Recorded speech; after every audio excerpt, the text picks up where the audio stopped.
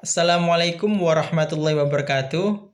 Perkenalkan, nama saya Muhammad Navanda Artia Zulfa dengan NIM 245000019.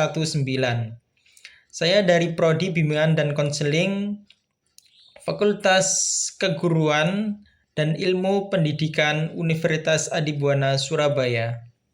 Di sini saya akan menjelaskan tentang salah satu tes psikologi, yakni tes DAP atau Drawing a Person, yang mana ini adalah tugas dari salah satu mata kuliah, yakni Asesmen Psikologi Teknik Tes, yang diampu oleh Dr. Muakidah MPD.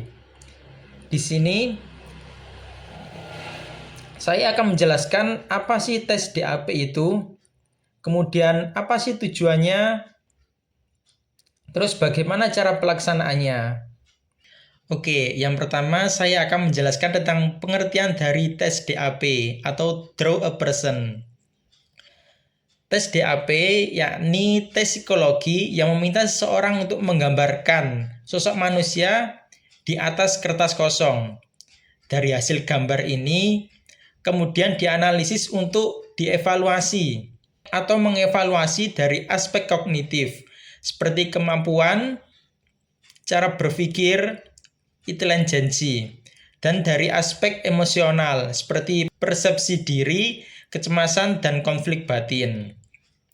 Dari tes ini sangat cocok untuk anak-anak, individu dengan gangguan bahasa, maupun pada mereka yang enggan atau kesulitan mengungkapkan dirinya melalui kata-kata. Sebelum kita beranjak pada tujuan dari tes DAP itu sendiri, saya akan menceritakan tentang sejarah dari tes DAP. Tes DAP ini dipelopori oleh seorang psikolog yang bernama Florence Goodenough pada tahun 1926 dengan sebutan Draw a Man Test untuk mengetahui kecerdasan seorang anak. Kemudian berkembang pada tahun 1949 oleh Karen McCover yang meyakini tes ini mencerminkan masalah yang dialami oleh seseorang, persepsi diri, dan aspek kepribadian alam bawah sadar.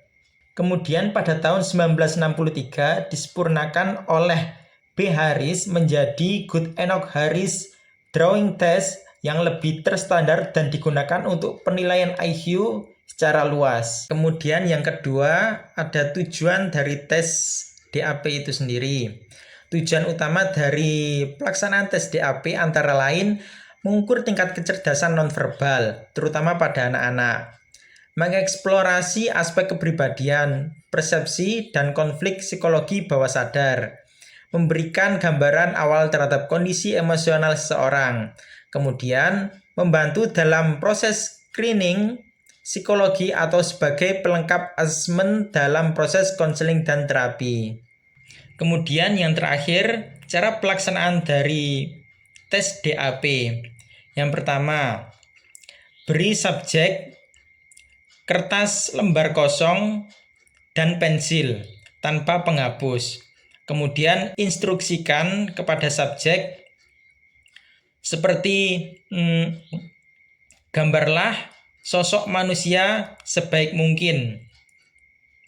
Kemudian beri waktu 10-15 menit.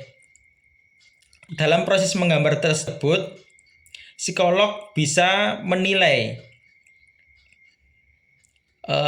dari karakteristik atau yang dialami oleh subjek tersebut seperti kebingungan,